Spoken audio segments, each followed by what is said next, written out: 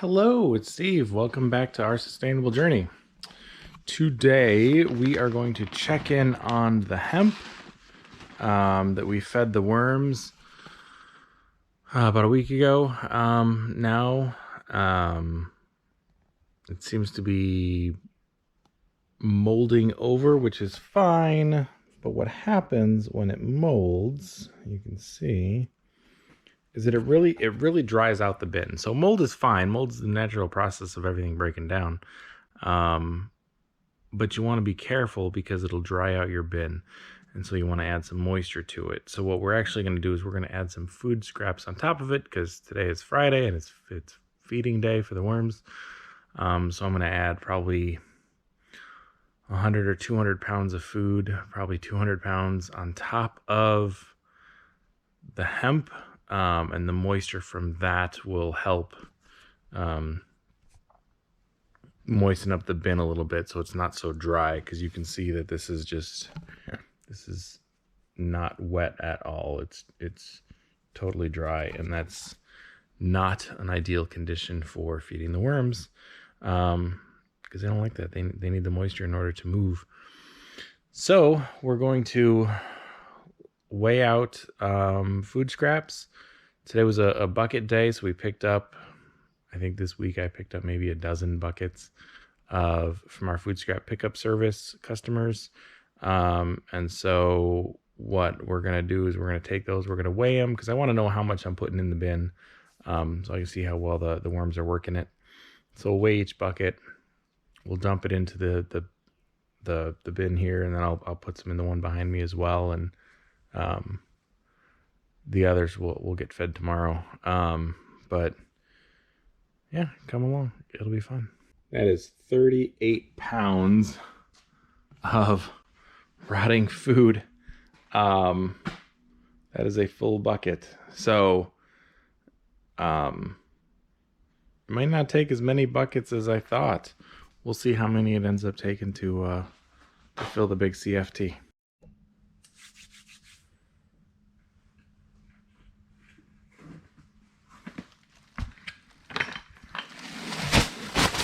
Oh, not every bucket or bag is biodegradable, people. So we're gonna have to fix that, because the worms don't want plastic bags.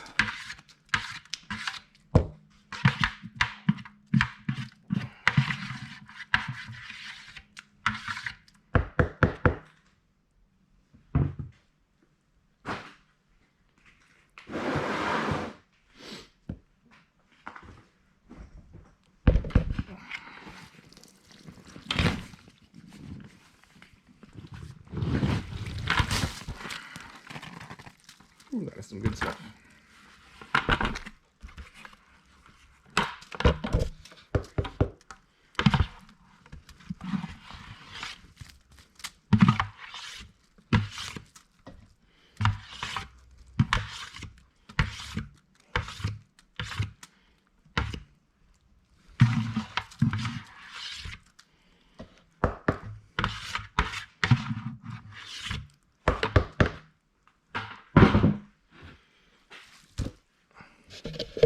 All right, so then we're gonna spread it around a little bit.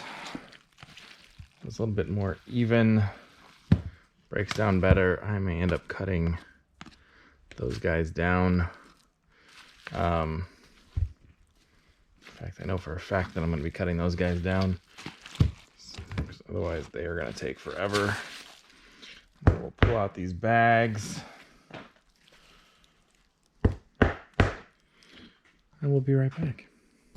Right, I wear gloves because this stuff is gross, and you never know what you're gonna get. I mean, once it's like the fully finished product, it's fine. I'm not too concerned. I don't wear gloves then. But when it's the nasty food scraps, and you just don't know what kind of stuff you're gonna run into in some of these things. Some people leave stuff sitting out, or it gets hot or whatever, and it just becomes a big funky mess. And so you want to make sure you have gloves on, because this can get gross quickly. So I'm going to pull these bags out. Some of them are fine. Like some of these are the organic bags that they will eventually break down. But these ones, this is plastic. This is like your jewel bag. That's not going to work at all in any kind of compost. So don't put those in your food scrap buckets, because it's not good. So we'll spread this out a little bit. I'm going to cut those big things down. Probably change the gloves so I can actually touch the camera, and we'll be back. All right. So the bin is now full. I didn't see what the weight was on this to see how much they're actually getting this week. The total is 168 pounds. So 168 pounds of food scraps. And that's just one. I actually ran out of buckets, so I need to grab some more from the barn. I think we have some in there to feed the other CFT. I'm going to give these guys some coffee.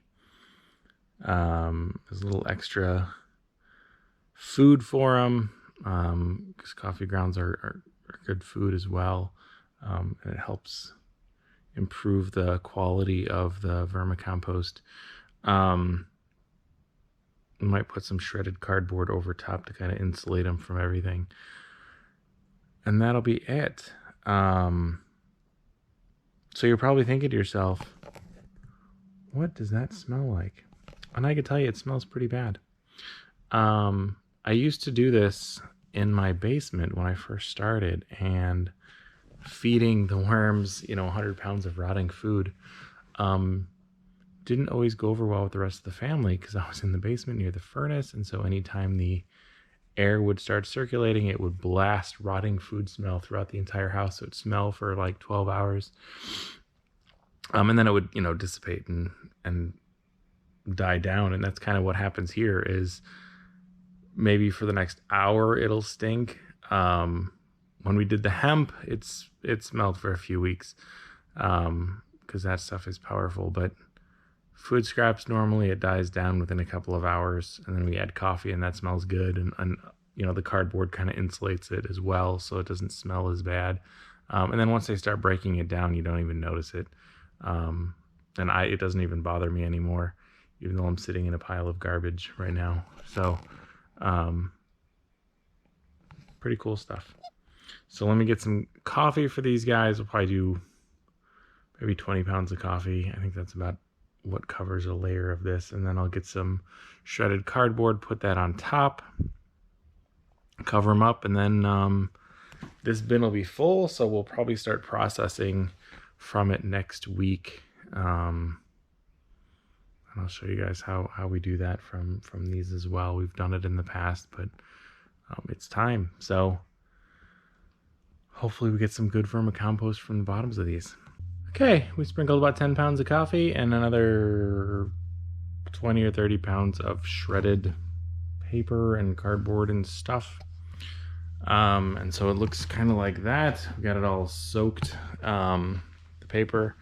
So we'll cover it up, let the worms do their thing, and then we'll come check on it next week, see how well they're doing with everything. Maybe harvest a little bit out of the bottom of it, because this one's about full. We're a few inches from the top. We can probably go 1 or 2 more weeks without issue, but I want to get it harvested and see how well they've done in this environment, and with the hemp and everything else we've given them over the last few months, see how they've broken it down. So I'm going to go feed the other one, but that'll be it for today. We will see you all next time. All right, take care.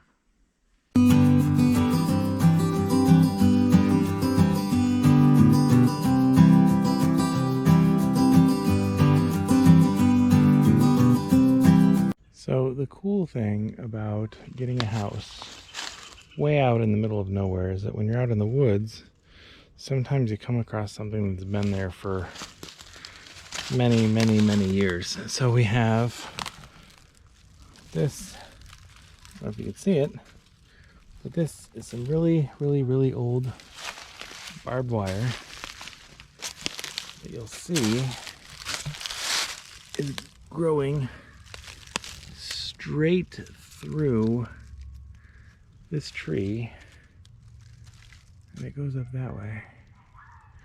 There's the barn. The barn's new. So this is just out in our woods. This barbed wire. So it goes, you can see how far it goes. I guess we're gonna have to stop the kids from playing in the woods. Interesting.